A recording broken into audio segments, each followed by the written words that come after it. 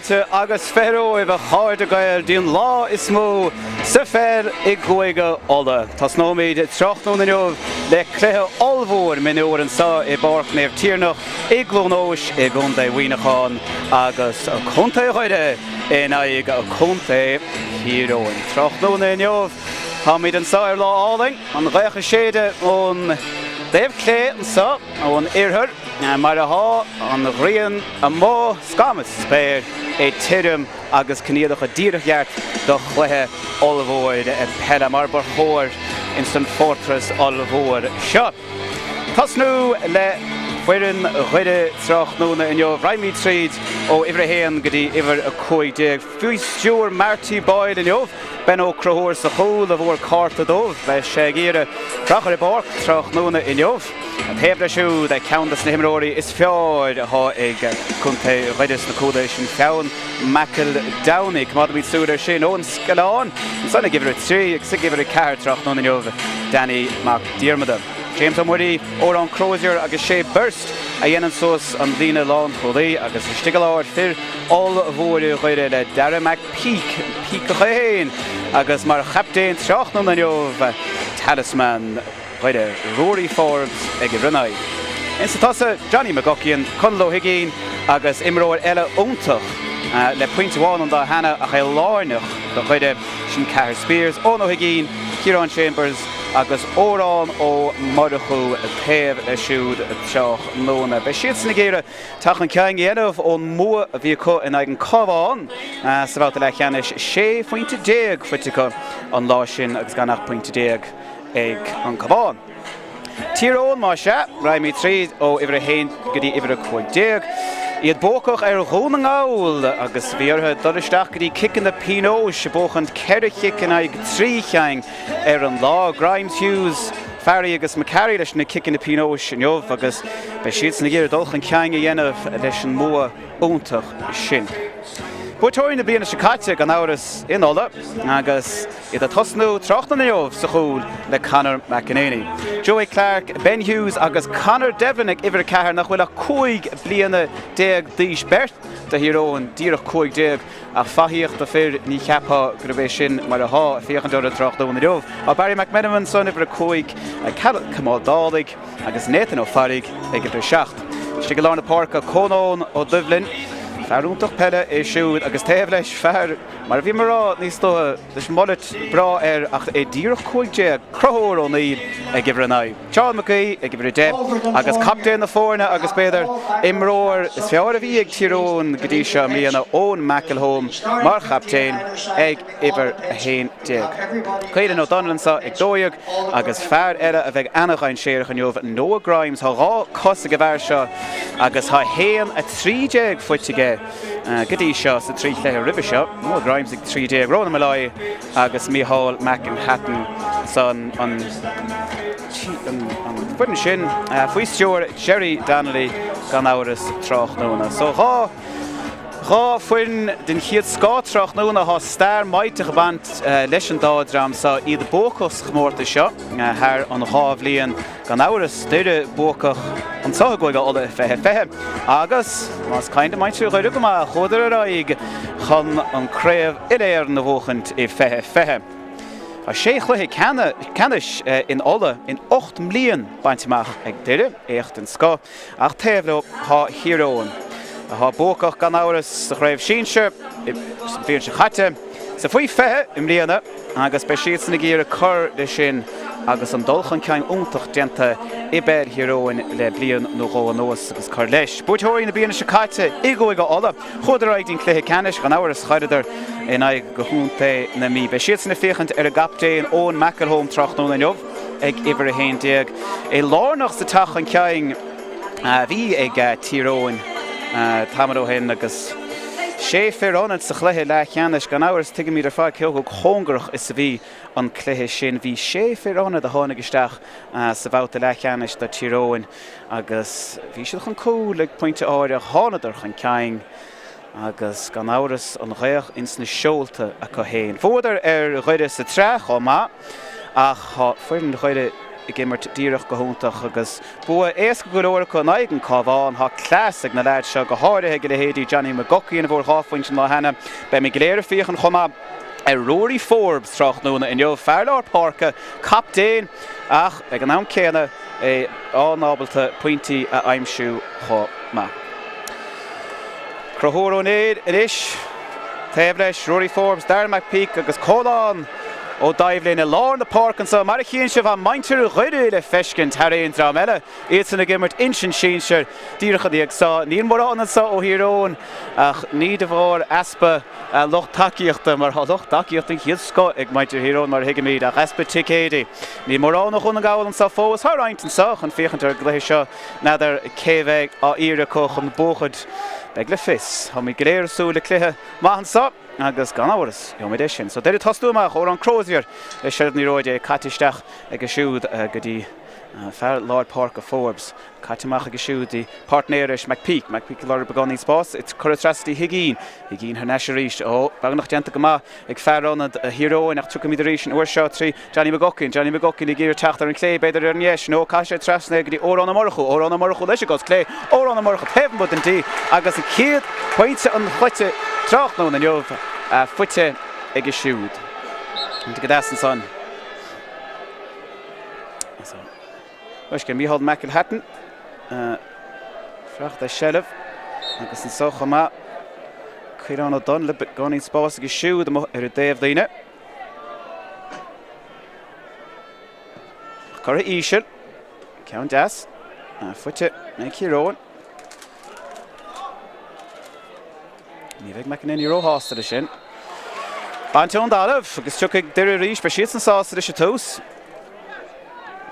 Jócar a tras an sáig Forbes, fuite go Fairlár stig, Kieran Chambers agus beganín spás fuite go chumrád éon sa an déobhlíon nach blocáil má denta ag tíróin a siad an sásta sí siar an sanna go féhéan ach níl na marca brú chur an son agus deis ag déire ach curthe ar dhéis ag déire an chiad a ceann curthe ar fóraí agus drocha iirecht ní rah mór an brú curthe ar a chuide an son agus é just chuirthe amach dín taobh dhéis. Ní mór an de gaiacha séad an son, ní chuir sé stachar éon ar na áíire, má háise te fiad éon drám is te fiad de chuide a háise trach núna a neomhach in áíire na marca a hán. Crothór O'Neill is teachta silh na róide, ná spás a crothór. Cóig bliana déag díos chuir nó chuid catisteach agus siúdach, denta go má cosantóirí a chuide an son agus Kieran Chambers ar neis an slí ar fad go dtín dína 65 go héana a ggéire sin na bhailiú agus denta go maithaige. Tuigh deir an uair seo sos an déobhlíon sos an taobh going an sa agus é fuite ag a cúlaíon son Danny McDiarmid fuitinis ag McGuckie chuiristeach agus siúd tá brú chuir ar chuide ach náíire is duire ar fad a hán trach núna a godí seo Forbes níos le seirbh na róide catimeach agus siúd go dtí nihar deis McGuckie le beganí spás bhfuil clé aige ní sé sásta dá leis can sé amach dí Chambers ríiste bhfuil míid síosa machtaín 15. Deirenis le Forbes ríist be ganna chuide techt tríd Forbes trach núna neomh. Er go sé muirí isteach ach ní réantain leis, sé sásta seirbh chamád tá brú choir ach caiidan sé agus gan brúir tíróin is. A siad beganín scetamína chum an son an ní róid a titim tríd na láha ach tucha siad is tríd Crothór O'Neill ísir chuiristeach an son ach mar a chéann siad tan sweeper ag deire trach núna. Bei sé sinna tastáilmhatha mar má ein Noah Grimes an íróid sin tebhiste be sé anaghain séireach. A tucha deir is beganín spás acu tíróin le bert fiú an trúir chun cúil a chur brú ar Stoneham Chambers áistigh ní ha a Chambers a Lár Parka. So deir le díreach bert istigh sa 65 an son a siad a ggéirbh cosantach an is tucha siad an uair seo tríd chuirám ó Donnelly an is fuite tíróin dain séireach chuiristeach go dtí McElhatton agus ní ceapá go gurach sé sin ar fóraíre agus ní chuirn maríonn sé sa chluithe le cheannis nuair a bhíonn sé tastáil tagann sé ráig seileadh fuitige agus an chiad pointe go dtí seo trach núna ag captain hiróin Owen McElhatton chiad íireacht a bhí ag tíróin an áiríre. So muilte síos pí sin ní ró deas ár catisteach an sa agus kick amach húntaach an áiríre son nó ben ó Crothór fuitinis Cahir Spears, by Cahir Spears anach an séach fécha sin mar fáisteach ag tíoch go háling dain séach an son tenta go húntaach ag ó nó thugínach é banseún líród hí Conor McEnany coolbáir hírón agus ifre 3J ag ó nó higín do chuide an son anach róga a dul isteach an líród sin ach buide maitach fuite ag an merteá pásting chiad scáide tarrá Cahir Spears Diach 19 eile gur hospital pass ceart a bheann ach tá spáine sé sin an crógach do haig an dá drám seo an vertico lorug shelf agus tuag mí amach an na medica fiochantere na cúna dé be siad okay ach Conor McEnany anach rógan san bhí tacht amach marach sin bhí deis úntach ag deireann son cúláil denta go maith ag bult machtín tablín agus má an vert okay tuag mí neist an 15 Mar óla siomh be goring buitóir áil trach nó na neomh so má haimid sios go dtí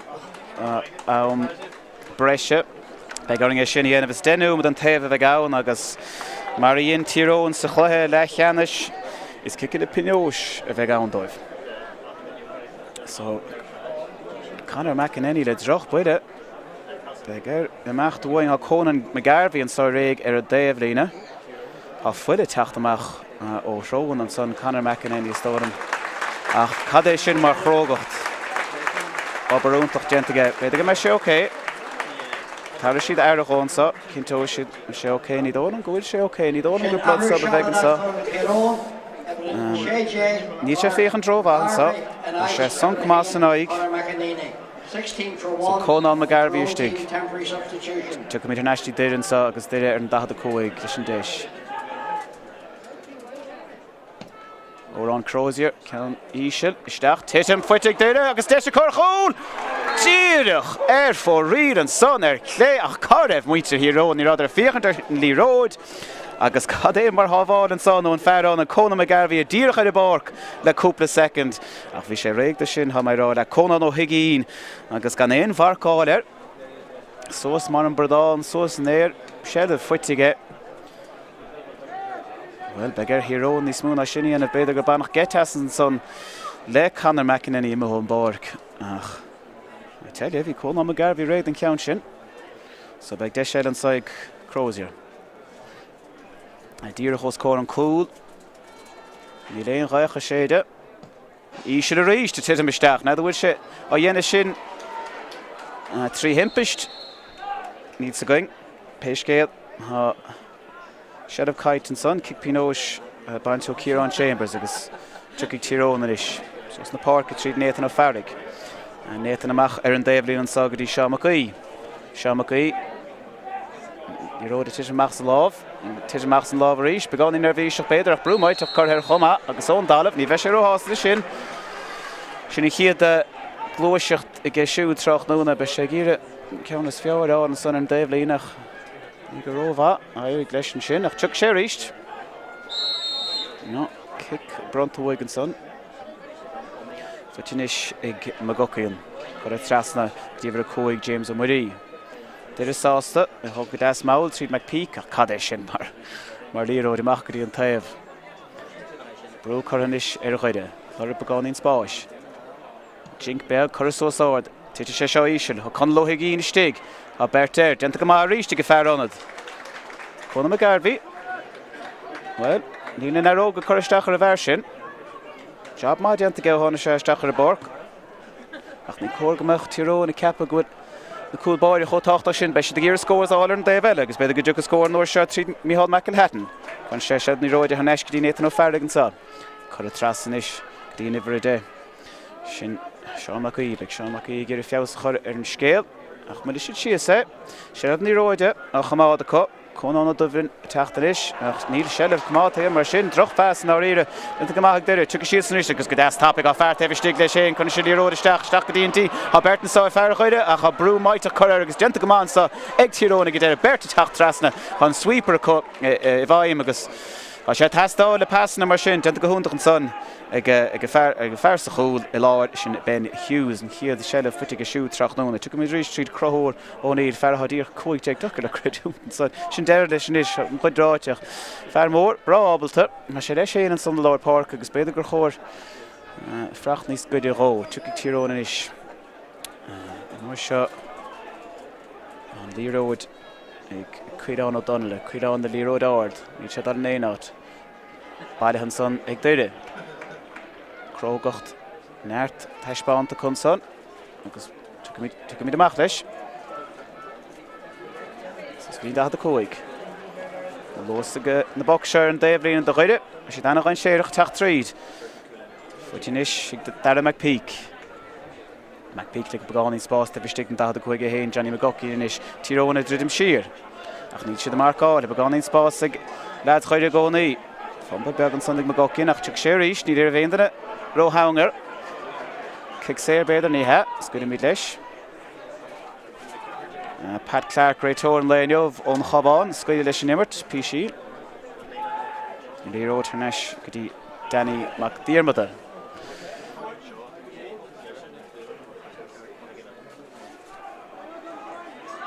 Danta go maithag deire, McPeak inis. McPeak le líróid áling isteachn sa, go dtí céile Kieran Chambers agus an chiad scór fuite ag Kieran Chambers trach nóna inniuh. Maintú chuide mar chosna se bhena hása lei sin. Ana chuide bhaintú chuide inniuh bogasteach go háire is chanach trasna bhaingan sa. Ba sé de stig loch, ba sé an sachan fiochan den na Minori, agus han na Minori déanú job má go dtí seo in ag Kieran. Rá fointin is ag deire pointe bháin ag Tyrone agus bil déanúmad imethe. Nis Fearrannad Cóna McGarvey fós a stig a stónm go bhfuil McInerney chun frach ar a déobhlína agus McGarvey déanana go má go dtí seo cicamach mór ard aige an uair sin agus déanta go má aige Tyrone is seirbh ní róide inis tugadh siad tríd ón McElhone ba sé sin annach an séar a gachor go bhain sin róid isteach go dtína fáirtnéir Noah Grimes is an bheirt sin dhéanaan an slád gachal óir an uair seo Ronan Malloy stig há sé sása leis an darn bhfuil sé sása leis an darn bhí de aige chunig sé go raibh an pointe an chomá bhí bertó chuide ó sa chóir agus an cinenne ceart beidir tógan. Chnig sé bhain sanna an chiadúir daine nach bud an íag Tyrone eiscint go dtí seo im líana tá an anachuid tríd ón McElhone captain Tyrone ag ibre 1 isteach go dtí Noah Grimes ibre 3 agus hon vertiga siúd in íag anachuid demáis dhéanamh im líana agus é sin feice go bhann son chécho dain séireach is a há an vertica ag obair le chéile agus déanta gomacha an son mar dhéanaan i gcónaí. Ben ó crothúir inis. Ó chuide. Leis an capín. Ceann mór ard. Tá siad ag gíre dul thar ceang fir Lord Park i Tyrone agus é sin déanta go inis fá rób ag gur dhéana déanana fa sin chura sós ard isteach a firmór ard a frachta i stig chomá agus firmór ard a Tyrone a hananta. Chur amach go dtí fearmór ard eile, crothúir ón éad, crothúir a spás. Mar a bhíon go handúir inis ón McElhone ón annach an séireach. Dar go sin Noah Grimes tebh stig. Níl nó ar fáid. Díon bharcáir a dhéanamh siúd, so roigh McElhone a héin. McElhone brásás de pointí a ghlacha a héin, fain sé Grimes fa dheire. Grimes inis an dáchas a go bhhair seo, gus luas lásrach. Ra sé isteach sa fé héin, chur a trasnaige. Go dtí Malloy leis an íireacht an uair sin nach chur ar chléig Malloy an chiad ceann churtha ar fóríach pointige chomá. So má cho é.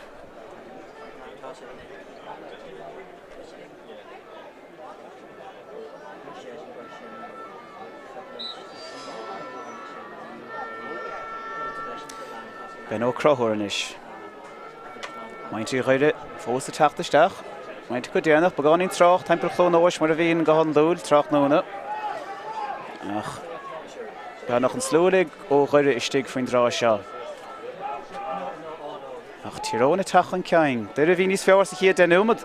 Tyrone teachtan is fir rein séireach go agus úsáide si iad teach sa chléan is na chiadúir Callum-Modálaigh inis chuir trasta go siú go dtí McMenamin an lorug spás, lorug an taobhlín agus a lorug Seán McGuí. Seán McGuí bhfuil spás.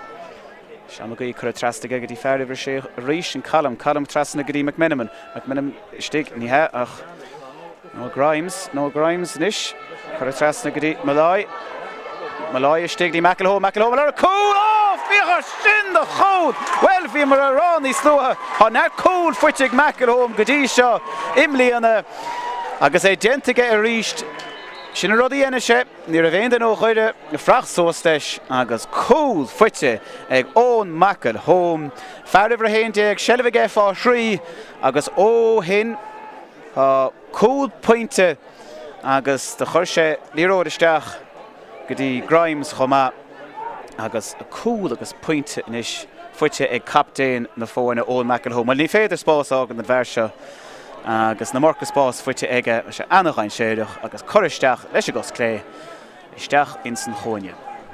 Cool agus ráfointe is tíró ráfointe ag deireadh begur thur éigen tíanamh sá neidir a dúcha gur éigen tríd magocin. Choristeach aige ach denta go maithigh tíró be siad san brásásta inis sellibh chamád cosintí dhéanamh agus taachtamach go bra máil agus tucha siad an uair seo tríd McMenamin. Ar neisinis go dtí Seán McCuí fágad leis héin. Chur inis isteach go dtí Michael Hatton eile, Mícheál Michael Hatton an uair seo. Siar inis go dtí McMenamin. Chur trasna go siúd, be siad san brásásta sellibh chamád agus é seo a bhfuilú síos. Ó fearr inis, ana chud spás aige, ana chud ama.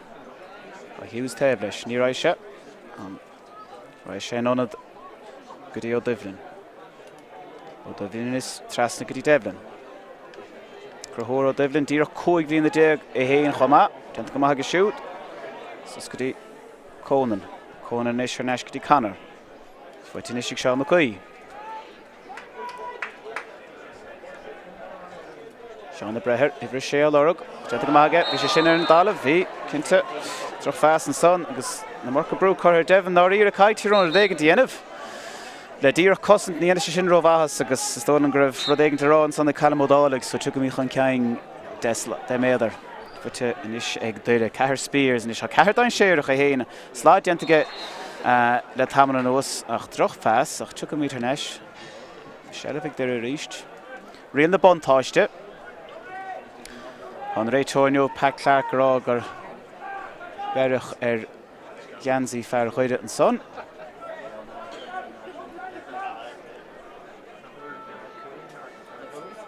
So there le sellibh. Tucha siad James O'Murray. James Harnesh go dtí Óran Crozier. Fuitinis ag McDiarmid is Harnesh go dtí O'Murray. So there inis se chur an brú. Níl mór an istig. So tucha siad go dasmá mar dhéana chiad cúpanúmad agus an uair seo tríd Cahir Spears. A peak. There le sellibh.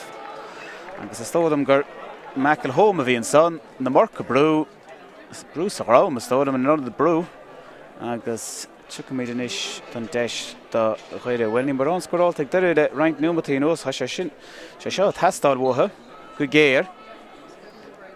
Chuocha láidrú tefií a ghabhann sa, cabhrá sé sin le, is sin chur ard, sa spéir, díreach harm spot a dómh, agus pointinis fuite ag deireadh agus is tódam Honda Count sin tríd Spears ní mar ó chinnte.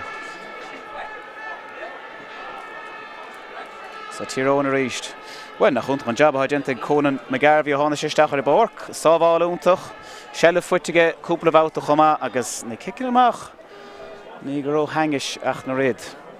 Tucha siad an uair seo tríd Crethóir Ó Néad, agus an sá trasatí McCuí.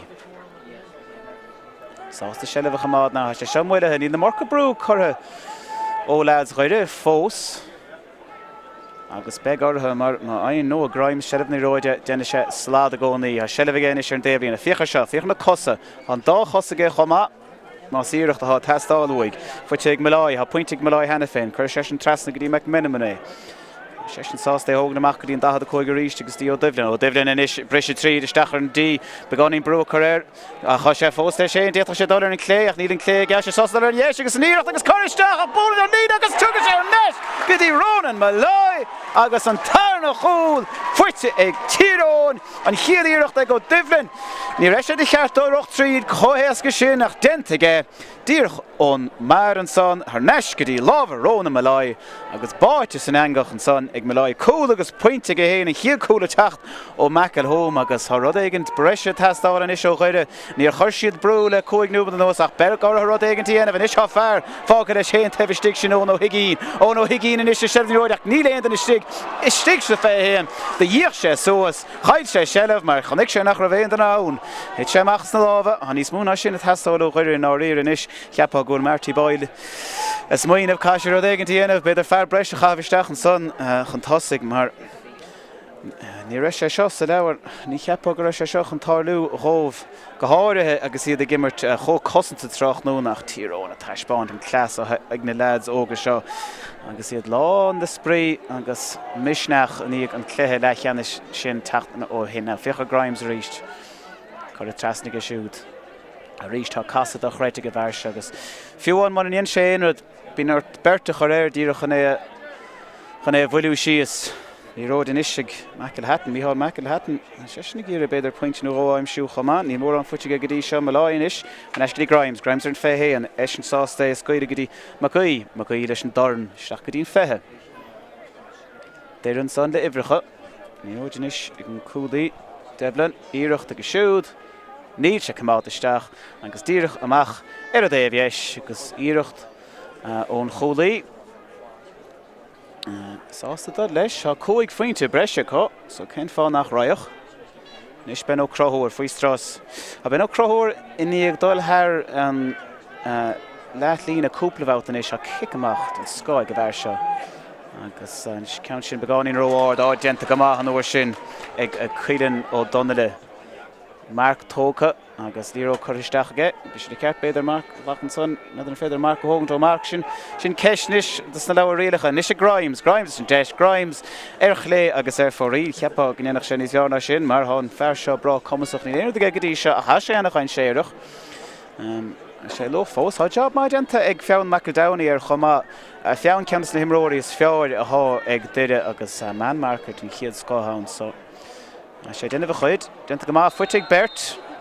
So, ní léon Mark le tógant, an dálamh an son agus se le fuite ag an isistig ag Ónó Higgín. Óan de tróir haimpel ar féchar an mrú sin ó hiróin ha bert breise coch an cúl agus fannig an bheirt sin ann an gíire an bearna seo a chosant. Se le bhíh ódála gan is ódála géir seo bhfuilú síos. Rá sé siar go dtíon fearránna cóna me garbhí háit sé mar tíirech go húnta cho hiróin. Well, nar a hána sé isteach, sólam gur deire pointach an ceáin. Ion McEnany go húntach chun cúl a stoppa níos slótha imid an barc agus me garbhí stig. Cheapá go bhfuil sé faoih bhrúach, ní léon bhrúar a bhar seo, déanta go maith aige, an chun is tíróin a techt, ní ród i tiitim go dtí Malái. Malái is ar an dí, Malái is an taobh clé, blocálta, bhí seach an tiitim péis gede. Ben ó crothóir inis, níl mór an aige, ha tírónach chur brú. Cá sé frach, is an fé héan, tuag siad amach trí slíel, agus tuag siad amach trí dálig. Lós an son ag mac díarmada, déanta go maith aige, an eiscilí Crozier.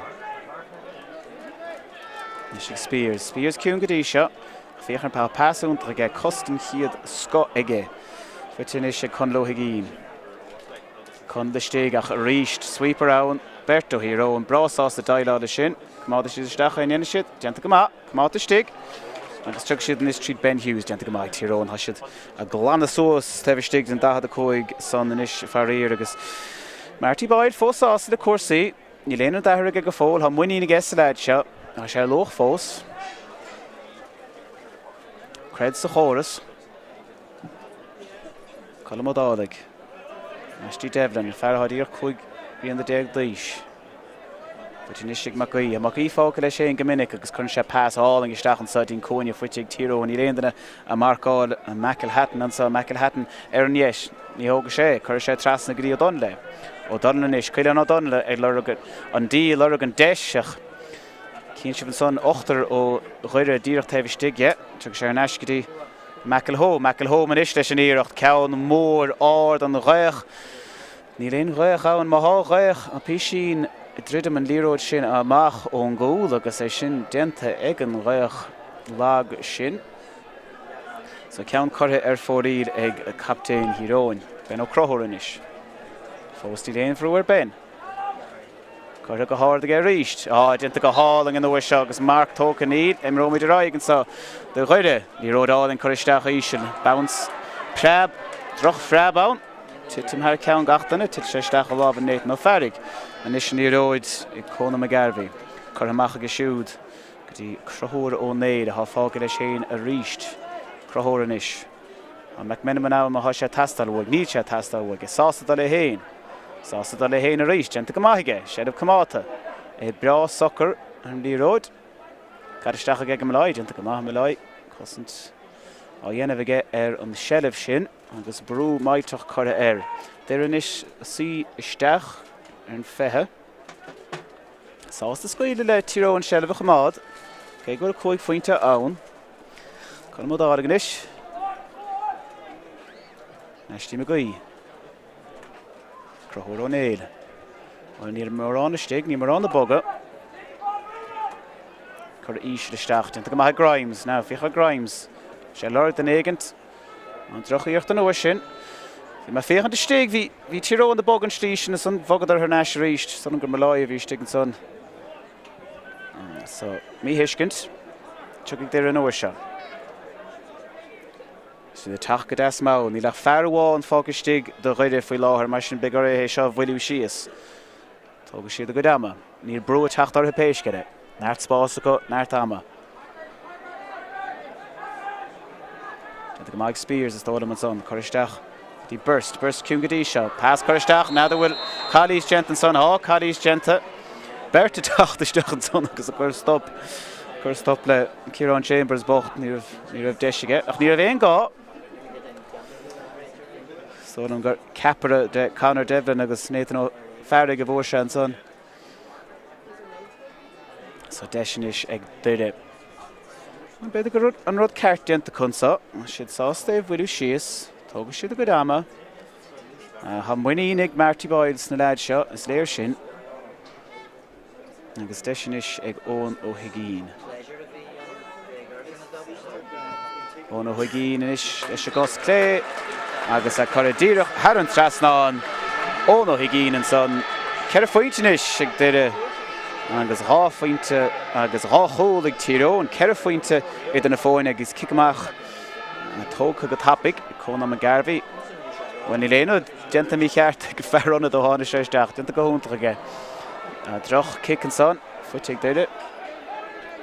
Well, is tíró na háfaí bhrúin is sin áiríre, chud ar anna chosantá bhór an tarna chúil agus ní chóráiste sin leo, mar leis le tosathirí sin bechóir an líród a scoidisteach chutha, is féidir an níos móáin ná sin. Agus is deireá in óachtar in is faoi láthir ach níle passanna mar sin, droch passan son ó burst agus seilibh fuite a ríist ag crothúir ó néil. Bhí chur an lós an son ó crothúir. Tá brú a techt ar an brú sin a techt ó chun O'Higgin ach ní rá bhá sé mar seilibh fósaigh tíróin agus McElhone, Coristeach í Grimes agus inis begáí dain séirchan so, Coristeach tá fiú a gatan isteach dí McElhatton na begáí spás, Coristeach aige siú go dtín lán chuíach. Díreach roiád an son, bhí me lá istigh, bhí sé imime begáín roiáda ar chlé an son na riad a bhís le ceú roch go dtíon cúil agus leis an darn chur díreach ar chlé bhí brú ar ach fiach céchó dain séirechas há lead síróin ar ein siad an deis dal isteach ar chúil. Díre a brúch an ceang Písín agus a fágan spás tá bhístig do chosathirí híró an má haiste gur an spás sin a hógan agus iad annachhain séireach gachóir go bhain siad an líróid. Ach an tála doid an uair seo. Bhícha sin is líróid áling ís isteach an son go dtí Chambers in is le seilibh. Tá brú techt ar a cha spás aige ar an deis bud an deis tóg aige ní a stódam chuir dhéis agus ar fóríd an son ó Kieran Chambers. Ní mar an chuir fóríd trachtún inniuh. Dír a gá cheann is seo chuide, trí cheang a techt ó híróin. Híród áard an uair sin an chiad cicamach á caiilte trachnún é cóna a garbhí agus fuite ag déire bhil a seilibh is ag déire sé teach an ceang. Níor mór an stréin ar Marty Boyle ag an tarna chúil sin, bhí sé sáta scoide leis na lads. Ig siad go chumas mailteach acu agus há agus tucha siad a ríist. Ceappa go bhfuil tíróin beidir begáín tar seach amás dócha ha ann breise genta chun hena bhí sé irónna de chu a tháina isteach sa bhálta le cheanna seach fós. Roint san lads beidir tar seach an ag sin, so beidir go Marty Boyle a ceappa go máda sé cóngar a chomh agus an go dtucha siad sa tarn lech. Beag le fis nach genta go maith ó héanaan is agus Callís dentan son ar Johnny McGuckian agus deis a ríist ag O'Higgin tócha an tarna faointe á de siúd trachnúna.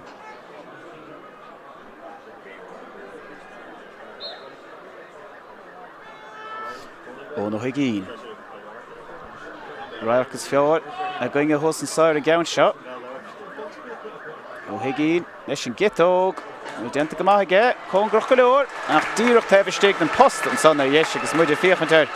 Agus an tarna fointe fuite Kieran Chambers trach nuna Nila cooled in the forne and ish agus Maincher Ridden son clé agus also gorimach Anna Hastadig Anna Hastadig a hashid. So go gachter ook Ridden so and ish fin drasha ni more on running out and so fos.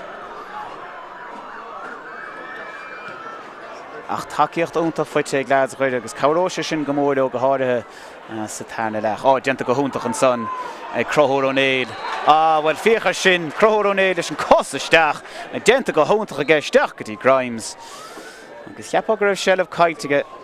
Gente go huntach a gevar. Son, istige dar parke. Grimes an ish de irucht a hied fointe all trach. No, na count correr for idige. Dieruch R&D and son. Hal noch all chosige. Ach, son ang wil klechten is fjordige gos clay. Da peshe sauste de shin. I reached and I have a gown pool throw and ish another chaos of she attacked. I shin correct dear hand trust now and son no grounds. Hall nomad down Brescia. I thought you saw give out Devlina. Hall nomad. Trach nomad back noch creach na going and saw hall nomad Brescia. And so Cowan more or Coristach Benno Crohor reached. I know I shouldn't foot you go hauling it Connor Devlin, which I got where Husha so Hanish as she is hangish and son.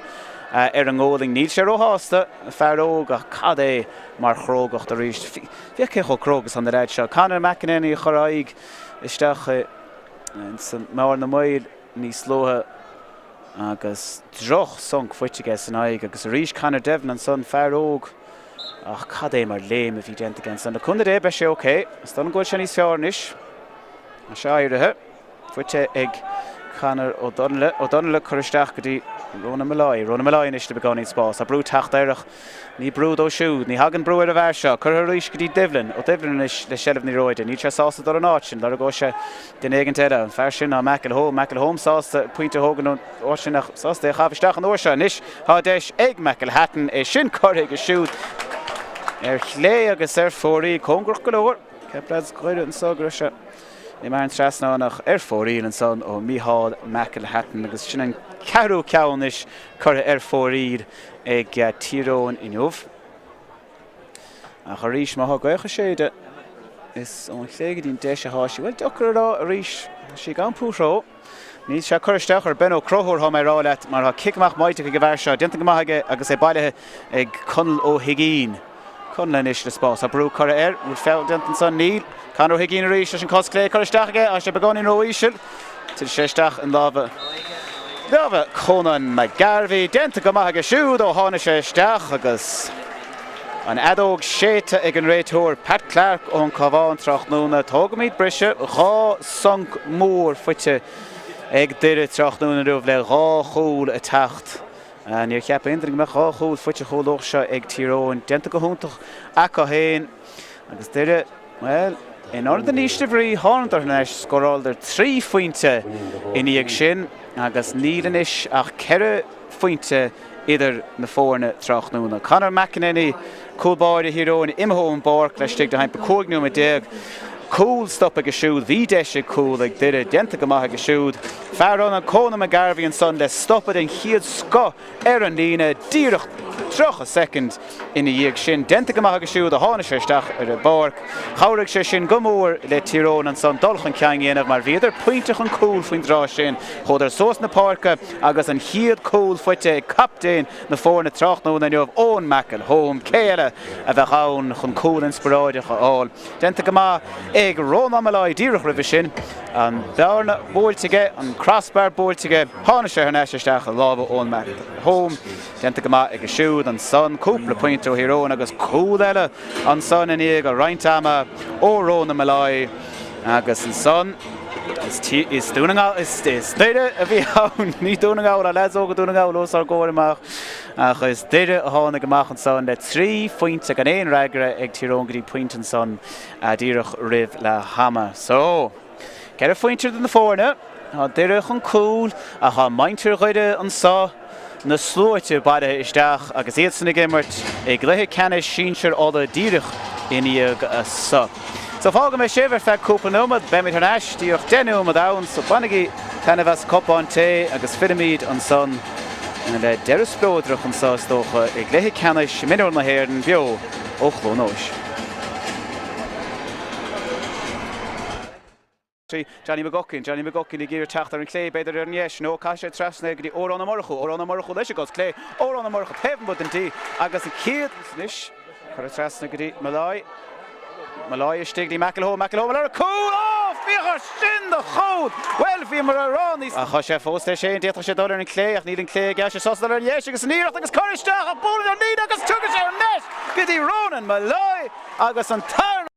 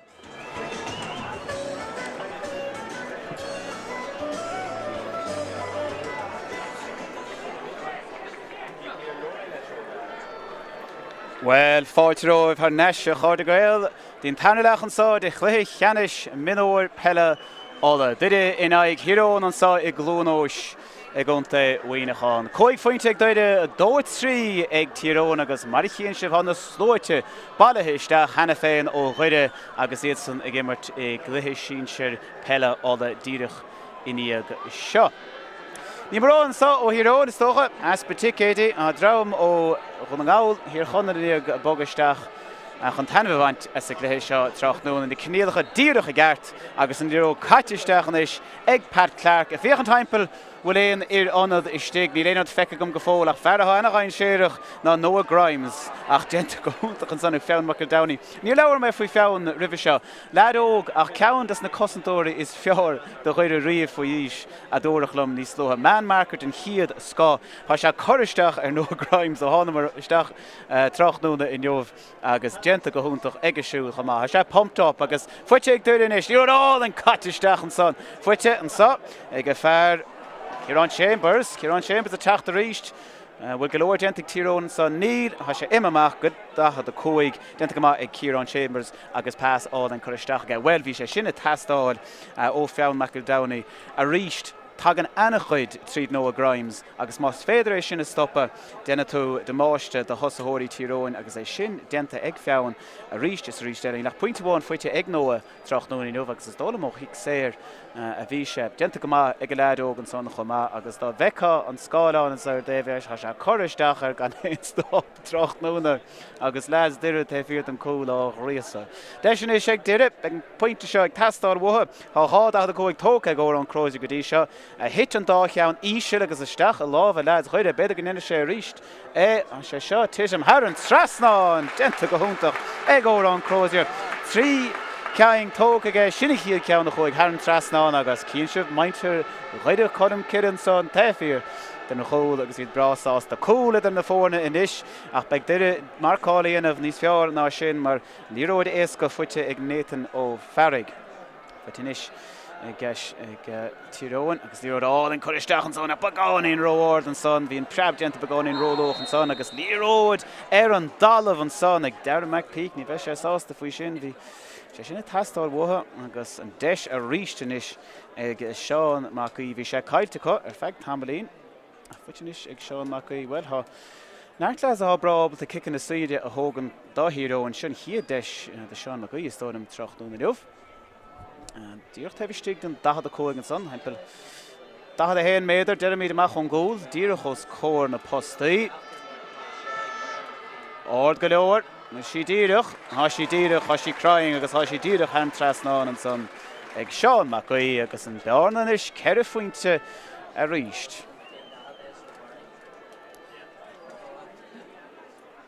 nó crothúir an son ceann eile mór ord Berto chuide frach leis. Ní sé fuite ag duine co, tiidir sé dín tríú fearr, bhí frach leis an son, sin Conló Higín, Conal faoi bhrú maiteach, denta go maith Conal Will, denta go húntaach a gé brú béad a rámach. Ní acha Pat Clark sin agus im rómíd ling, seo is ag Macalhóm anach an séireach ach brú choir agus denta go húntaach an son, ag fearr chuide a tháinig carneischan sin a stoppa sin James Ó Muidí, tu go míad amach an taobh an son, Jinkberg agus dumí caite an son ag duide agus an líróid faoi ar a fuite ag Darren McPeak, Darren is de begáning spás. Níos mú brú a tacht ó híró na lár na parca, bhí idir scoide lóir a bhí seo, ach níl siad a scoide ló nó seo, chá náirt fir a mó ar an déobh clé chumá.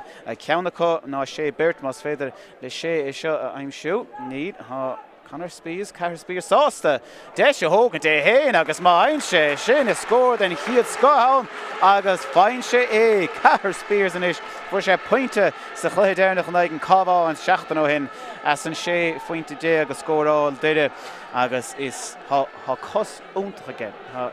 Pasna úntaach cos cuise choristeach ag cúparbáta trochtnúna in Jobh agus is féidir leis siad a chur an trasnáin chomá an tair na cheann fuite ag cethir a trochtnúna in Jobh. Cic amach háling an son ó na Aran an Conor McGarvey choristeach níos ísil agus go háling isteach go dtí Grimes. Grimes is sin dorn fuite níos ag Tyrone. Tyrone tríd na láh an sa ag Ronan Malloy. Ronan International Grimes a ríist. Grimes ar an cos clé blockálta ríist barúntaach denta ag feann Michael Downey ar siú trochtnúna in Jobh wed big Marty Boyle ana hásta sin agus lochtaíocht a duide i ngachá trochtnúna ó an croisiir níos ha pointe ag an lechúí trochtúna be ceanna nó ró tastal bhuaig agus lead a cadé sin mar fes cad seach go dtí Johnny McGuckie nó chuide tebistic an da a cóig tripált an son nach lena sé leis ar an dí brú chu ach ní dólam go bhfuil éon ní réon bontáise techt agus de tháinig kick sé réas is dólam gur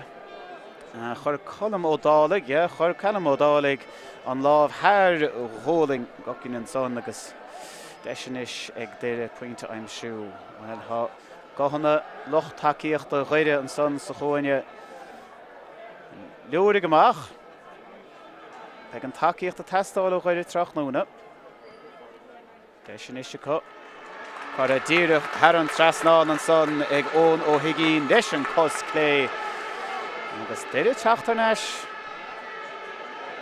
Fiach an loch takeíocht an son an gáit a takeú lo níl mórrán an so gún an gáil fós agus cabhró sé sin go mór le maintir chuide ceann ísisiil áling mar filéir chur an son a thar ceann gachtainna agus bailthisteach ag McGuckie na ríiste háí a gimmert go húntacht an chiad chuig nóid seo chuisteach agus siú Higgín leis an clé leis an dheis chur a trasnaige go dtí órán marachú stólam órán marachú le cos clé fearóg beg ach cadé mar chosa aige agus ráfuinte scóráilta trochtúna ag órán marachú well fiachar sin lads fiach ar an scór sin í le cúpla nómad imimehan sa tarna lech agus déide in óachtar fuite ríiste déide níl an Mark tócha an son ag Danny McDermott sásta immer raig chuisteach agus siú go dtí Spears háfuinte Spears an tríú cheanna testáilhaigh ní thug sé an nuair seo chuir sé siar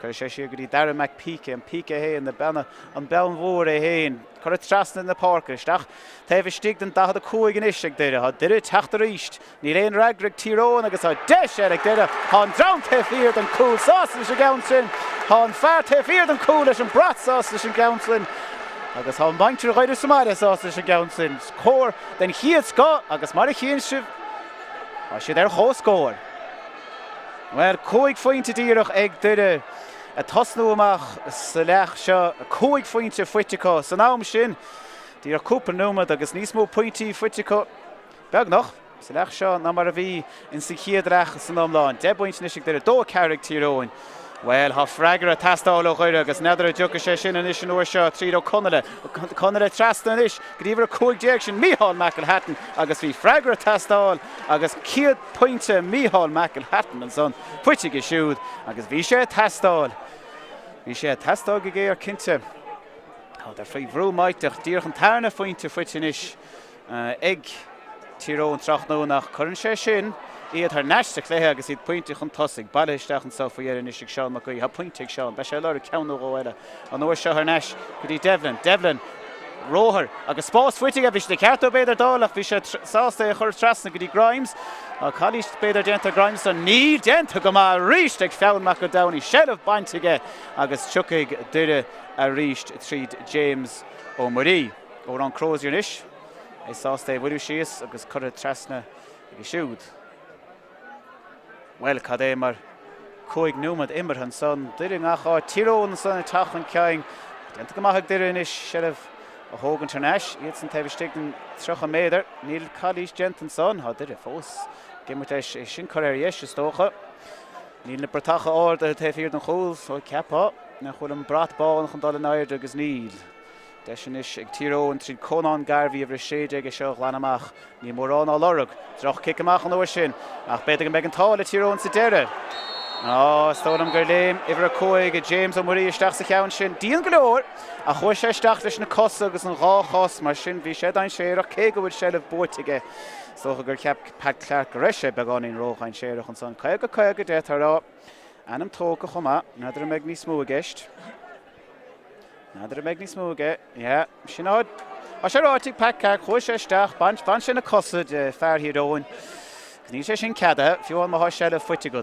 so James ó Marí an son le cárta buí an chiad cárta há bronta trachnúna in jobh agus sellhan is ag tíróin bhí an tála an son mar drochkick naach a bhí an ó McEnany sellh bag nach fuite ag déide ach an tála One Michael Holman saw bhí sé ciún an áíre as gom go bhfuil cúil agus pointe fuitige ach ón sellh a bhí aige ná cúil agus pointe fuite agus níl sé críoch na fós sellh aige. Tá Berto Hiro an tebhiste an da cóig sróir cehar ó chuide agus an cúlbáide cóigar a tebhiste go héin mar sin bhuiile sé an díróid síos.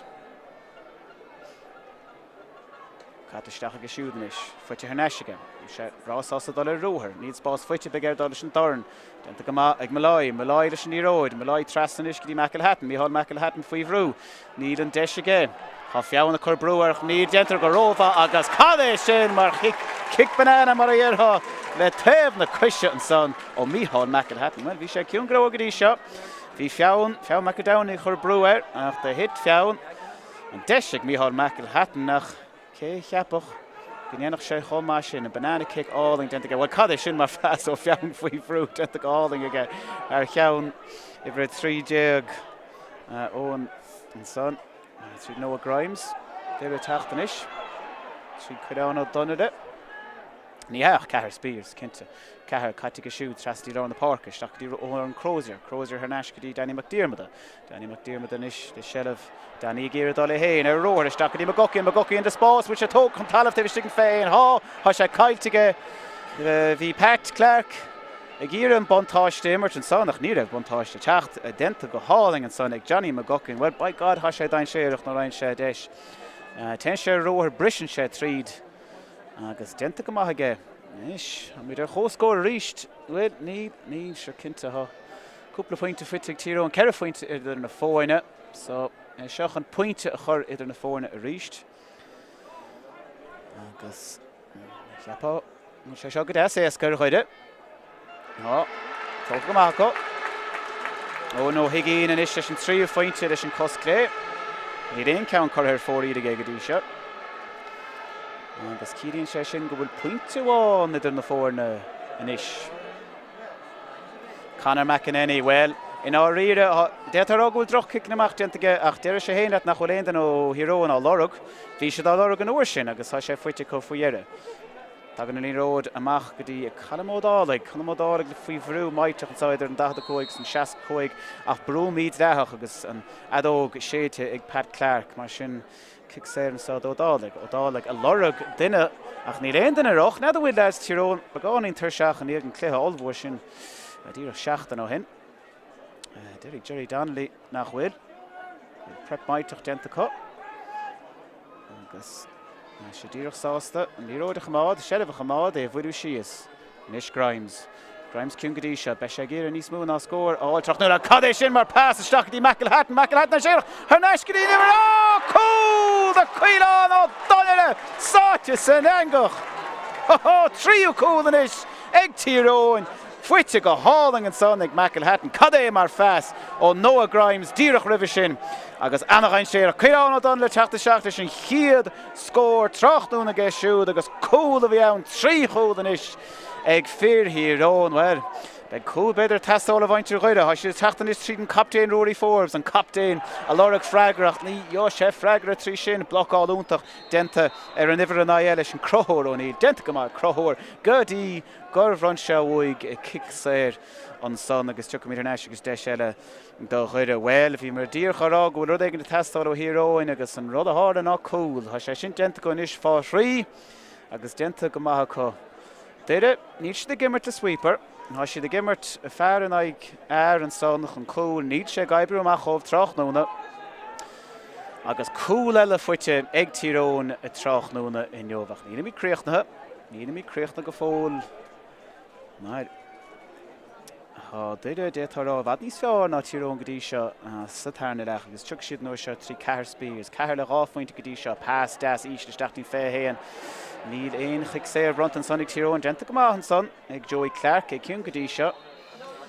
As go gaibh mainte chuidirrá gur thug sé sunk sa drám an son de istólam óna chuigína bhí teachta amach ach níl sé sin feiceigh Pat Clark. So tíróin a ríist, ceann áling isteach ag Grimes. Tá Grimes dain séireach le sé ná feanna géir smachta chamáidir ach níl éon chá mar tá sé caiite có.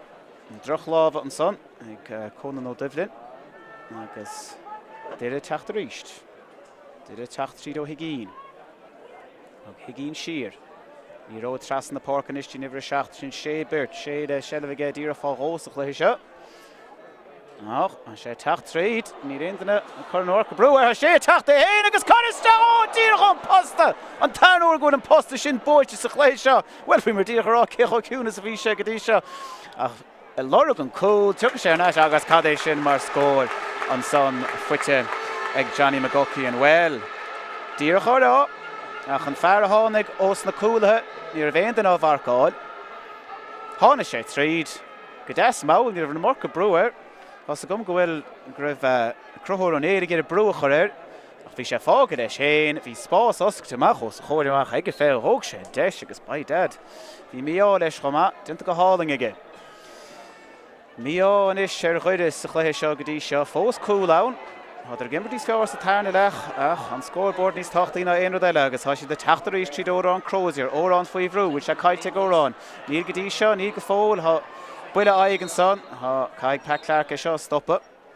Bhí buile an son aig ní aig agus tólam gur James O'Murray a híos ó chuide. Ní a bhéanaar cálíiseach ní dólam a gceist an son just fúna aigead, but begaring stoppa troch nóna. Begar na réitóirí bhean chóram chus sin leas óga seo. Agus na aigen agus na ceing.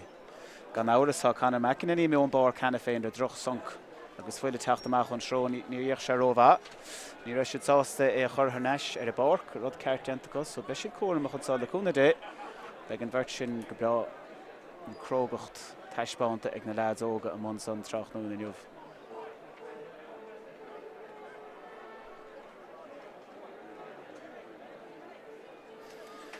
Wel a ríist beg cúnta eile fichant ar an gluthe seo, mar be ha ceapa gúil deisma ag Pédraum a bhó na niuh dar a raig chun cluthe canis na héireann a bhóchant gan áras, buirteag dar a gábhlíon ó hin.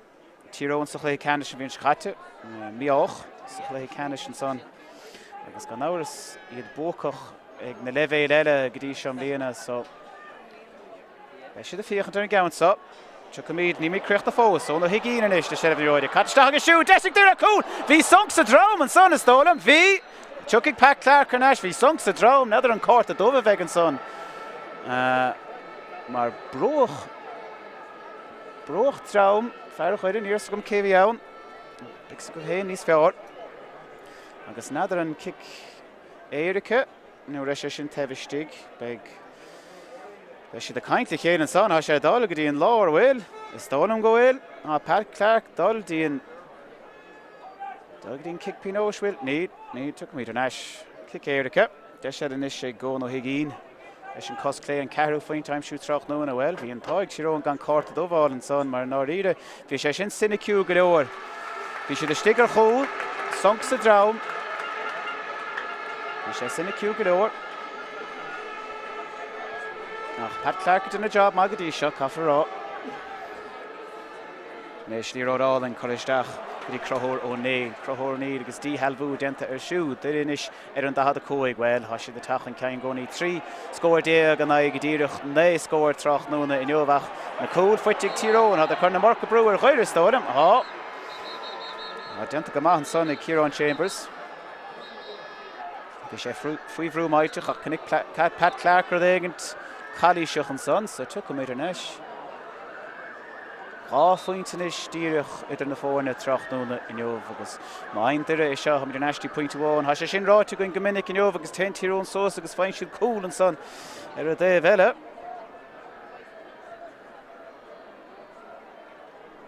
Is stocha ó higí na hachan is seáil ceir faointe fuitige ó chican is saoire a trach nóna in neomh leis an cos clé sin.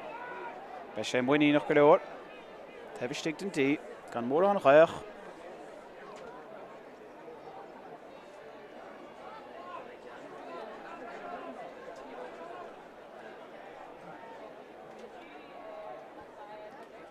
Denta go má ag ó higín an son agus díireach pointúáin an is idir na fórin an son.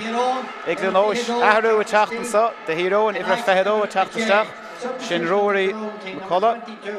Rory McCullough, agus sé héana teachtasteach le Sean McGuí le pointúáin trach nóna neomh. Chrág sé anna chuid, bhí sé ciún den ciad cúig denú, an sanháin sé teach le pointe fuite be sé sásta sin, agus tagas sé an barc des máil an Sunday réon strain Pointe bháin idir na fórn an sa. Rory McCullough istig dó siúd, tu sé héin isteach. Isteach sa chúin an san Dave. Kick amach, ord, fuite Conor Devlin. Isteach is an sach, dianta go maig. Beagnach go maith fuite go Grimes fa dhearre, hit sé amach as láb an chos an tóide. Agus deis Grimes, agus pointe ag Grimes. Díach á fuinte go dí seo trach nóna, ní bheith sé ó hásta, bain sé nach chud scórna de gnách an achlathe. Á fuinte, pointe táchtach amach, á fuinte is na fóine. Ben ó crothúir inis. Agus James O'Murray háir cárta buí fuite go ón Scaláin in is de shelf. Bhí sé ciún go dtí seo, trach nóna ón ní mór an gentige. Agus tuigh duire inis tríd McGuckie in ngachá trach nóna, dianta go maith go siúd ríist. Náir taispáin go cumá istigh Calís dianta siúd an Calís sin dianta ag Conor Devlin. Beidir bhfuil fáibanna ag go roinnte go Somália. Ó tháinig an drá mór isteach an sa fáibanna goinge leis an Wi-Fi far riar. Ní sibh héin a hán í dólam is sin héin a hán. Roint fáibanna goinge sa le Wi-Fi, so má hitan míad ar feag tamil is sin a gist. Ní féidir indi an faoi far riar. A fanling ar leis scéal faoi sin a cháide. Tucha mí ar neis sin imimesin sin agus íirecht an sanach, troch íirecht an áíire ó Cahir Spears na cad a bhí siúige. Itism isteach I lábha chunán na garbhí an san agus tuigh tíró an ríist. An nuair seo tríd ó ferrig. So san tablína, ceannáil an catisteach go dtí Grimes. Well, há feann ní ag job úntaach a dhéanamh go dtí seo faoi láthair, agus job má dianta gan san, a chur breúireach an ród fuite ag ón Macalhom a níos dain séirí fós. Cad é mar pass isteach an san leis an darn bailithe isteach ag Mícheál McElhatton. Chur a trasna go siúd, with pointe fuite an san ag an captain. Stóna go in há. Well, bhí mar díocha rá. A sé annach an séireach agus cénach ar mórrán líród fuitige trachtúna in jobh há demáis a gentige le péiríród a há fuitige cúd agus há fuinte inis fuite ag captain hiróin agus cídín sé sin a cháirde go bhfuil sonam trí fuintear na fór ríist. Há. Sé le bhíh tírón. Ach fearrán an de tachtasteach inis, chuir ag Pat Clark stop le rudaí. Jerry Danley sásta is tódam Niall McCartney hógad isteach an park an sa. Fear mór áard, ba sé sin ábalta ní ródaí bóchan tlap. So, Ronan Malloy ima, huh? McCartney replaces number 14, Ronan Malone. 21 for 14. So, fear mór istigh chun tosig. Route 1.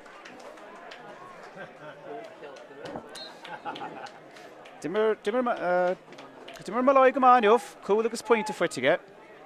Ach, mar chéan si bhain sin an rudá tastáilna ní ród mór áard isteach. Beagnach dianta go má, briste síos go captain ach cadéis sin mar bhlaáil ar captain Macalhom an son ó James O'Murray. Dianta go háling ige. Agus cáró sé sin leis an brú, mar do mar rud ag sé sin fuite ag tírón bheith trí fuinte, ceir fuinte idir na fórna a ríist, so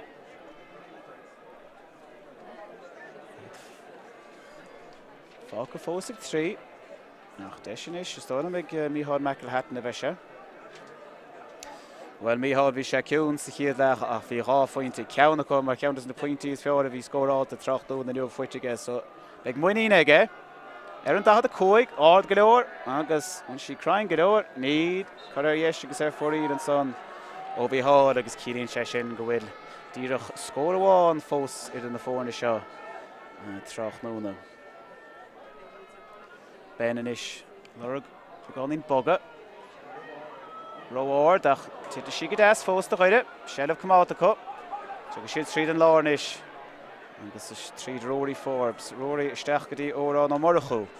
Ó Murchú ar an fethe an Calís genta ar órán ar an fethe. Stónan go raibh lábh thar róling órán an san ráfuinte ag órán trachnúna. Dianta go maith go siúd. Agus cadís genta agus is tóchas ón ó Higgín I hiúcha goach chuin ceann seo chur ar an trastáin mar a genta gomininic ige trocht nó inniuh. Neirtáma fós ag ir in na pointí aim siú, ní na códa tastáil, ha sé sásadá leis na pointí. A ríis de cháide mar há lína tiitim a há Wi-Fi gaiir níos measa mar há gachta na badúisteachan is fiú an maintre chun an gáil fo dhearre badúisteach a maintre chuide is stigan sa hena féin agus I de leir agus a béca dá an troch nóna a ríist leis sin tenar Wi-Fi gomininic. So fanling más féidir. Há fointir na fórn an sa. Pointe eile tachtó ó nó Higgín. Agus an ish Baidad Conor McEnany faoi bhrú. Ní mór an na boga. Ceann das chuir amach aige, más féidir le chun an Dublin is seo aimsú ach ní féidir é bailithe Cahir Spears. Cahir sásta scuidir sin ruch amach ar an Daibhlín agus é fuite a chur ríist Cahir chur isteach go háling isteach tín Cóine agus isteach go dtí Ciarán Chambers. Ciarán is a casa. Tá brú tacht ó Ben Hughes fós a dul. Cad amach aige go dtí niver 50 sin ó an morchu ó an morchu chuir amach faoi dhearre go dtín féhéan a siad lyric spás thar an ggóling an son ag McGuckian ach dheis agus fór riil faoi dhearre. Denta go maith ag McGuckian in áíire ní thug sé cinna cearta go deire ach fianach chud brú a tacht ó leid tíróin agus Duchar éon ó dhéanamh an son agus an brú bhí a tacht ar a há leid tíróin bagáín tar seach níos mó son cafa rá. Ní mór an boga chun taú le cóna a garbhí static, ní mór an boga. Chur áard aige isteach go dtín spás. Tá an captain McElhone á lorug, níl sé fuite go siúd mar sé fuite McMenamin. But in an captain, Coundish, fiachar sin mar fast isteach go dtín iver a 50 sin Mícheál McElhatton. Mícheál isteach go dtín fearránad bhfuil genta go maith aige. Há genta go maith aige fearránad sin Rory, Skilpó Rory agus cé go raibh bhí bharrán níos dó ón scoláin na ciún trocht nó in inniuh an Bart genta an son agus genta go maith an sellh a aimsú inis ó Niall McCartney a chamid hiasar an déobh eile hena féin agus Cahir Spears inis de sellh mar a bhí go minic an lech seo. Cahir lor bagáí spát genta go maith aige a jinkbeag taobhstig den iver sé sin Calamódálaigh fós a dá líród áard agus líród díoch hand trasnáin an son ó Cahir. Halé mar scór fuite ag is siúd. An tríú fointe fuite de Cahir agus an ish pointe amháin idir na fórne ansa I glón óis. Well, imróí úntacha ar an dáthaobh fórnacha úntacha an dáthaobh ach caithfar rá bhfuil deireadh níos fearr sa tarna lecha níos mó taispáanta chu, níos mó scór na fuite chu. Na cúil sin fós le tíróin, nada bhfuil cúil eile ionta a fear mór a chuistigh gus déitís beidir an cear cúil aimsú chomá. Ach, deireadh teachta gcónaí. Tá Bert Ferrán chun teachta a híróin chomá agus cabhró sé sin dó, well, mar a chéann sibh an son. Tir sé teacht ar Cónán ó Dublin. Há sé tir seach a chu ríist sa chluichead a cheanna sin ag dúna gáil an bhód ar cicin na fíó tháinig séisiir ar anna isteach. Agus deir dhéananig an chiad athhrú an sa. Iver a fethe isteach go dtí iver a 50 so dara a gorcastig. Agus órán ó morchu I methe ón bar. Cá faointe fuite órán, well, dimmer sé go má. Sa tarna lech, bhí sé gimime go húntaach cúpla cic séir bronta ró chomá. So, nimmeach dar a gorc brá a chomá. Agus fuine bheige é seo chríoch nó amach do chuide. Ní ród fuitin is sé cúlaí chuide. Sin Danny McDiarmid. Danny McDiarmid dinta maithe go siúd. Chur amach an iscí niver cóig. Sin James a Marie blockálta síos agus sellh ní róid in is sé captain híróin sin Owen McElhone. Sellh bainte Owen McElhone, ní hálíonn sé sin go róvinnig. Dúiú teachtain is, há fear síos ach leanna siad ortha. Ón ó Higgín is sellh ní róide. Ón a chur trasna sin fearránad na fearránad faoi bhrú. Bhí sé sásta scuil ar neis go dtí ón ó Higgín agus ceapán is a fósistig. Fósistig ag dúiú agus teise go chur trasna cún. Blockálta síos sa. Agus banna isteach ag tíróin. Well, cheapá go meach an pointre fuite. Ag Higgín ag a tús hit sé bhí trúr ó chuide a frachtais an sellh chuthaid trasna ach genta go háling an son ag cosantóir híróin agus tucamíd amach leis ní leach pointe testáil ó chuide.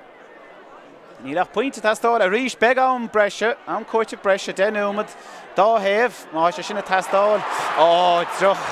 Drochan son, Rochrod O'Neill McCartney agus Deireadh teachtain is han pointe seo testáil ha óráin Crozier dí ag pointe aimsú chomá nadar an fear chun cosanta hachan an pointe sin á nadar an fear anad a hachan an pointe sin á ní is a going Dara McGurk le Shellah is sásta I bhuiú sios tucha sé ar nás is donntaí Carr Spears ha se I bhd chun cúil dinta go maithag siúd ha ana chud tríos teach tríd sa tarna lech agus ha roint eile chun teach trí chomá mar ha an cadís denta siúd bront chuide agus ticáil beidir an tacht. Airú a híróin sa ibre a 9 an ibre a 8 so sin fé stig the Conan ó Dublin.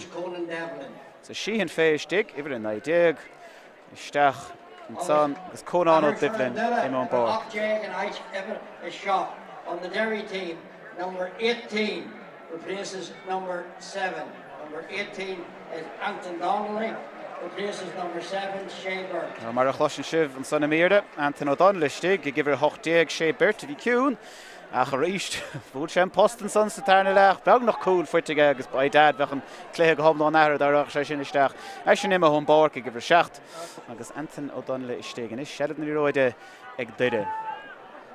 Ha pointe testáid, ha brúm maite chuide. Trúir déag an tá híróin stigin le chéin, iad a ggéar cosintí ana bhar seo. Tucha sé ar neistí Carr Spears, Carr le de Shellah. Bhí a chur siar mar an brú léir teh stigin da a cuaig, Carr is de Shellah, ní léon stig, ráis sé héin mar a déanta go ríomhinnig troch nó na beidir go leir go sin kickséir, ní an kickséir chun techt an uair seo, Callum O'Donnell de Shellah. Owen McElhone, nish 3-0 met Brescia chorde, 3-0 met an ish. De chuide pointe aimsú ach be sé dochar, mar an Shellah ag tíróin agus é sin de gáling ag Grimes ha fear stig leis chomá mas míis. Grimes faoihrú, ha fianna an job únta chur an ládig agus genta go maige. Anna chud brú a tachta, well genta go maithe a fósa Grimes. Oh, bante! Oh, agus an ish dire, 3-0 with fágus a cléthe. Honey Road fighting ish, ag fourth, captain the foreigner, agus an captain a tastáil. Ach bante go win, need, ha, an sé fuitig tíróin a ríist, well. Bante go go dreach dúirt an agus ha sé fuite an fear is measta do bhaige ó hé bhide agus fuite ag Owen McElhone captain na fáine agus mar a gente captain híróin go ríomhinnic an bhblionn seo sa chraibh cúil fuitige díreach nuair a bhí sé a testáil ráchúlan is ag captain híróin agus well Cade mar ahrú an líróid ag Rory Forbes, dó chuide captain chuide é a róthir bannachan líróide an son de hitan líróid go dtí captain híróin sin Owen McElhone agus cúil fuite ag an captain ráthúil agus rá pointe fuite ag captain híróin agus sunk maitach an son de chuide. Ceir a fointin is idir na fáin in na cúil a bhún cléí an siad agus is na cúil a hánaíag an cléthe seo a bhúchant da híróin má há sé sin déanta a hána mit fáca a chána fiúna a tachan pácan sa ibre fethe Charlie O'Donnell a techt isteach da Micheál McElhatton. So Charlie O'Donnell stig a fearrán a deilech an techt isteach go más sin ibre fethe trí Leo Hughes an sonna chiam. Da ibre cahar. So Leo Hughes a stig agus Conor Devlin stig. Number 4, Conor Devlin. Níl sé ach cúig déag bach chin se go húntaach an neomh begáín de gartú beidir go ní slóthe a nuair a hit sé dín talamh agus Shellah bante ige déanta go húntaach go bhar óg trach nó neomh ag an mert lead a cúig déag a híróin trach nó déanta go húntaach go a chanis an íród dhire ha rud ag na testáil bhtha ha cúil agus point a testáil bhtha beidir á chúil bach sé sin níos fearr a dhearach martí báilecha ana chud le déanamh agus tíoch nuúmad agus cúpla second fágus chuir seo ag choristeach áir cagur féidir a dhéanamh seacha sin é bante ag tíróin farír da bhaintir chuide agus tucha siad amach trí céilim O'Donnell ach an sunk sin agus cúil a híróin níos tó bhfuil ha maintir chuide in East Bhrí an áír a se ciúin his síos go mór cheapadar go raibh an deisecon san í tríú mod fáca deisecha dul sos na páirce ach bannach an íróid i Rory Forbes agus an captain eile le sunk maiteach agus an tarnachúil fuitige siúd trach nóna. Ní mit cruach na fós, nó Grimes be sé sás an Shellah a chamád.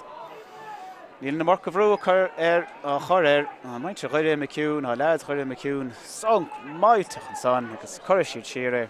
Haneis I lábha sábháilta Colm O'Dowd agus trasna a rís go dtí Joey Clark. Barry McMenamin inis. Sásta séad a chamád. Déir a gír brú chur ach ní féidir éon rudí éanamh agus sin Pat Clark an adóg ansá I glónóis bócach a háit tíírón. Beg duire ana bhí hásta sin Gearing Gearach ana chu daoine gráda níos fearr is slite, bhad níos mú scóirna chu pointí úntacha fuireann úntach óg ansá ag déir beisiad an íste bhrí péad a hálíonn sa chluithe sínsreach iníag seo. Tá maintear chuide ciúnathe go mór ansá an déobhlíon a bhí deise tríú mat fácas a chluithe Captain Rory Forbes rúthar sós na páirce ach Son McElhone a bhór an cúl a tháinig sós na páirce an ar tíróin agus an ceathrú cúl scóráilta chu ceathacht an saoil glónóis duine 6 pointe déag. An carn sin bronta an sa Owen McElhone agus fanamí lingda sin raimid sios leis an gamra inis don bhronna I gan cúpla nómad ar leiscéad a rís faoin Wi-Fi a sin ag titim a reintlíonna cúpla bhauta samara ach denimíad íireacht is sin a thógan chomh agus maitha éon speech chuma ag Owen McElhone. Well, há sé tuilte. Há sé tuilte, má há sé tuilte géint in inniuh an carn sin a ardú is Owen McElhone. A cheapá go bhfuil sé tuilte gan níos múna aon den eile ráchúil, ráfointe, cúpla pointe brontaige ar éire bhí taobh leis chuma agus bhí sé tastáil an san chun deireadh. Ní raibh pointe tastáil bhuaig bhíon cúla tastáil chun chuirdaí ceithre fointe agus bhí sé fuitige. Tá sé ana hásta sin agus muintear hiróin ana hásta sin chuma háidir bócach ag an faois an a fear bócach péis go ré go dtí seo Anna chud fórna go fíochanta seo be sé deocharíad a stoppa ag reintín agus reintín an sáráir líne go raibh sé de ceart do chuide an sweeper a chorch an cúr agus gáireach sé sin leo nádar fád am éon grád a go húntaach 6 pointe gan ag fuireann úntaach hiróin a bhí gimmert a le sweeper a sé sin do chreitin ar smaoiníonn tú a dhéine do go húntaach a far éir is ag tíróin a háise.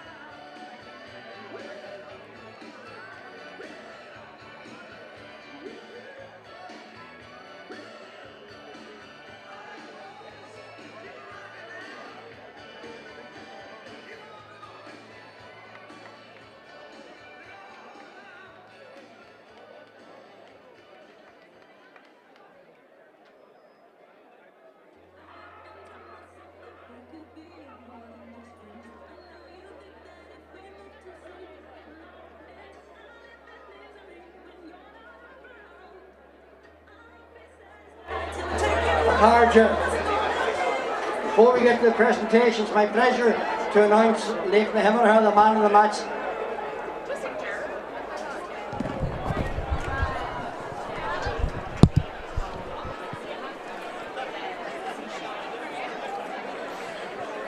Well, a Chorda.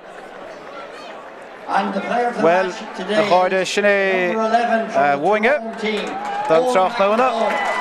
Bága mé Shiv leis an mrona an sa agus más féidir leis na maic sa seo fiúchasús chuma. Jo mé cúpla focail ó Owen McElhone an captain buachach, so fanling ná tíirnéáis agus a ríist Wooinga a Chorda lig ó chlúnóis. Dín chiadar eile slán agus beannacht. Agus an Isha Carter can fáilte with Las Oakland, Willie Ola, Michael McGeegan to make the presentation of the trophy. And I invite Michael Geegan to do the award.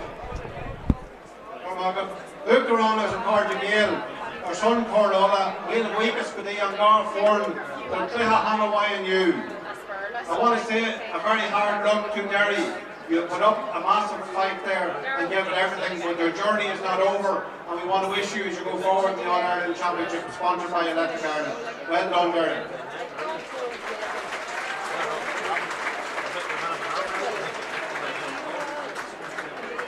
We're the weakest today, and we're Fornock, and we're Lena, and for everybody involved in the staging of today's games. To our sponsors of Electric Ireland, thank you very much for your continued sponsorship and endorsement of the minor championships. It's now my great pleasure to present the Fallabari Cup to the winning captain of Custer County Tyrone, Owen McElhone.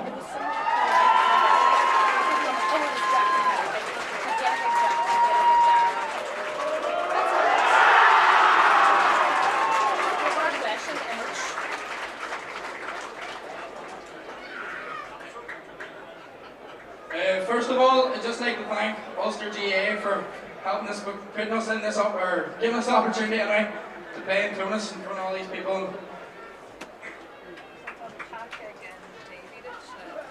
Second of all, I'd like to thank Clonus for the pitch. It's one of the best pitches in Ireland, and you can see away by the surface. So, cheer for Clonus.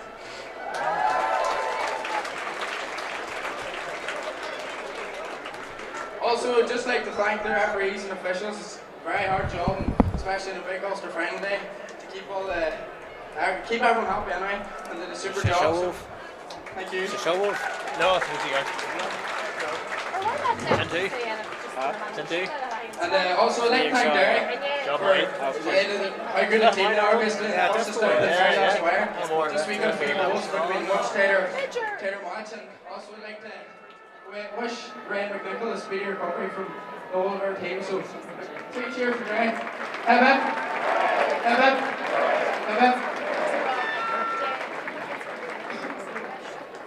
Also, I'd like to thank the County Board, sponsors, Smacklear and others, because they play a huge part in the demos here. Also, the main, I'd like to thank the players for every single one of them men up in Goodbye giving 100% week in, week out. Everyone knows how cool Goodbye is, and them men, they're right nearly to the very end. So we'd just like a big round of applause for our players.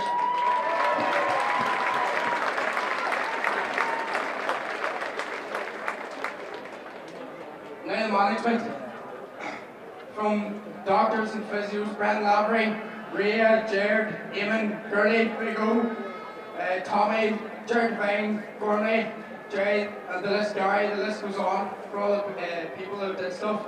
So big round of applause for them, man, because this would not without them.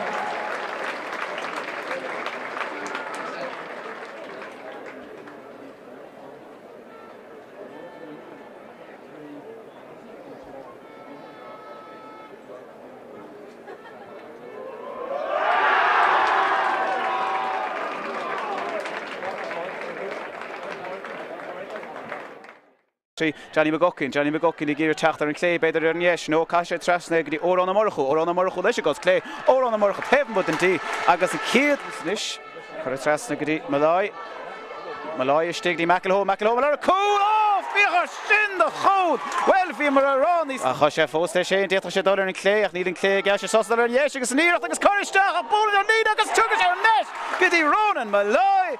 I'm sure, need, Connor Spears, sásta. Deis a hógan de héin agus má ein sé sin is scór den chiad scáil.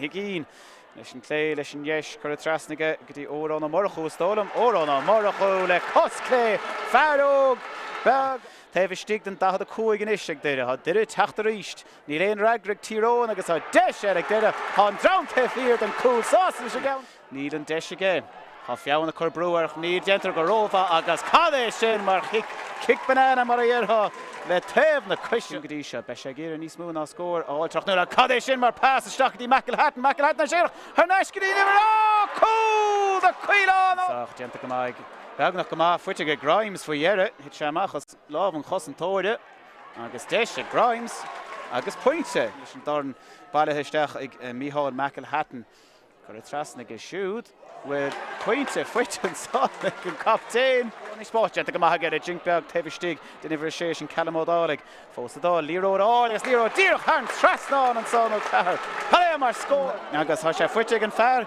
gus measa dá bhaocha ó héh ruide agus fuite ón Macail home captain